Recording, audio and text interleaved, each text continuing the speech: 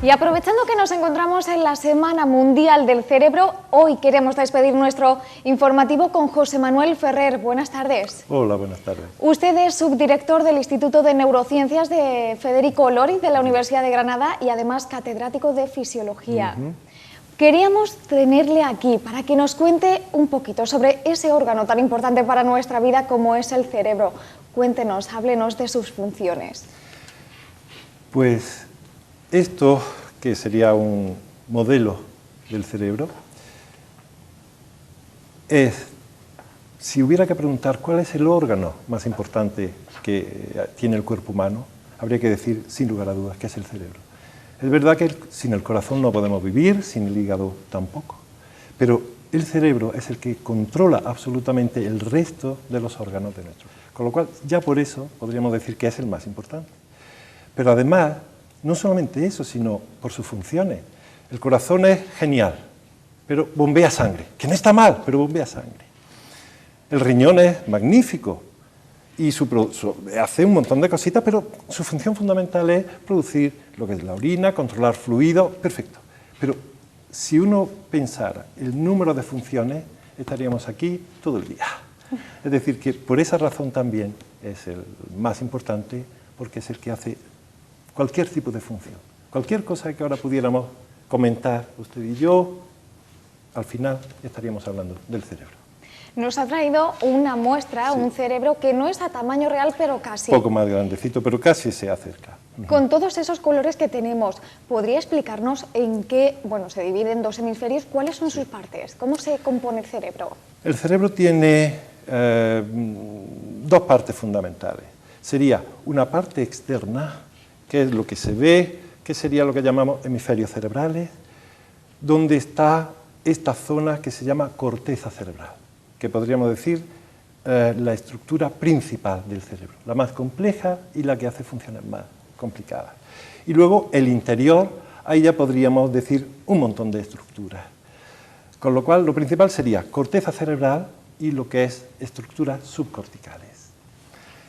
De la corteza cerebral, pues, aprovechando estos colores, podríamos decir lo siguiente.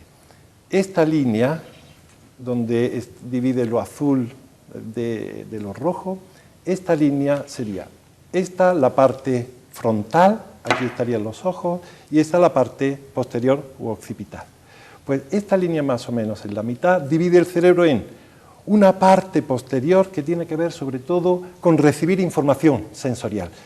Por ejemplo, visual, auditiva, táctil. En cambio, por delante de esta zona azul, lo que tenemos sería la parte motora del cerebro, la que nos permite hacer movimientos y, por ejemplo, la que nos permite pensar, razonar, que de alguna manera eso es algo motor. O sea que casi podemos dividir esas dos zonas. Y luego, por supuesto, pues si vemos un cerebro, vemos que tiene dos grandes partes que le llamamos hemisferios, hemisferio izquierdo y derecho. Bueno, pues los hemisferios es una manera de organizarse el cerebro. De manera que cada hemisferio recibe información y controla la actividad motora de la mitad contralateral del cuerpo. Entonces, básicamente, ahí sería una estructura. José Manuel, existe el mito de que solo usamos un 10% de la capacidad cerebral. Como digo, es un mito, ¿verdad? Es un mito 100%. Si entendemos por qué mito, o rechazamos que sea un mito porque no hay ninguna evidencia científica que apoye esa hipótesis. Y la verdad es que sería raro que eso existiera. A ver, sería raro y también sería bonito que existiera ese mito. Sería raro porque si uno hace algo que es muy importante en la vida, por ejemplo, se enamora de alguien o está luchando por encontrar un descubrimiento, por encontrar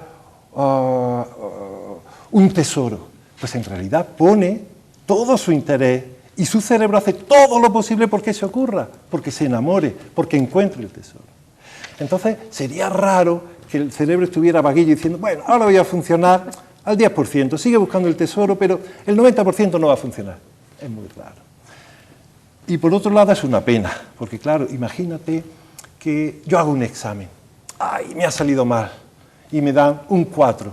Y, hombre, claro, como he usado el 10%, si hubiera usado el 90% habría sacado un 9%. No, yo cuando hago el examen intento usar el 100%. En realidad, un mito. Una pena, pero es un mito. Además, comentábamos antes, el cerebro siempre está en funcionamiento, siempre está en uso. Sí. Pero por la noche cuando dormimos, ¿también está en uso o tiene periodos de descanso? Pues también. La verdad es que durante mucho tiempo, por ejemplo, se pensaba que el sueño era una manera en el que el sistema nervioso se silenciaba. Y es verdad, una vez ve a una persona dormida, pues no se mueve, lo toca y no reacciona. O sea, da la impresión que su sistema nervioso y su cerebro está dormido. La verdad hay que tener cuidado porque si miras los ojos, ves que de vez en cuando se mueven, con lo cual no está todo dormido. Ahora, con técnicas que podemos estudiar el cerebro de una persona sin hacerle ningún daño, podemos ver si funciona o no, con técnicas de imagen, que se llama de imagen cerebral, vemos que en realidad el cerebro nunca está apagado, siempre tiene luz. Ahora, claro, no todo el cerebro, pero hay zonas que, aun cuando estemos muy dormidas, están funcionando. El cerebro nunca se apaga. Pues José Manuel, ha sido un placer esta entrevista con usted para ilustrarnos un poquito más sobre el cerebro. Muchísimas gracias por acompañarnos en este cierre de informativos. Muy amable, muchas gracias. Gracias. Con José Manuel Ferrer, el subdirector del Instituto de Neurociencias Federico Lóriz, nos despedimos hoy. Esto ha sido todo por hoy en el informativo de Granada Club de Fútbol Televisión.